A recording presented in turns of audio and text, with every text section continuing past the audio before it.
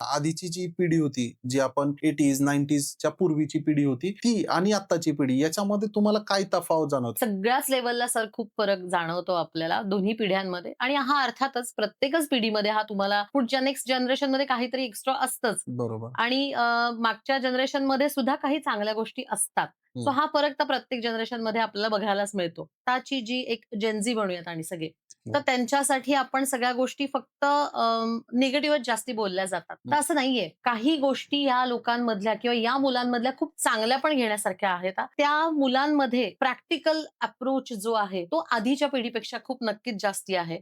ते विचार करून वागणारी मुलं आहेत. जास्ती स्मार्ट आहेत असं आपण म्हणू शकतो. 20 वर्षाची, 21 वर्षाची मुलगा किंवा मुलगी जेव्हा आपण बघतो, तेव्हा या सगळ्या गोष्टी त्याच्या मागच्या मॅटर करणाऱ्या असतात. म्हणजे तिथे मग नेचर, नर्चरिंग त्याचं, मग त्याला काय-काय मिळालेलं आहे, मग त्याच्यात त्याचं फॅमिली बॅकग्राऊंड पण कसं होतं, हं. या सगळ्या गोष्टी खूप मॅटर करतात.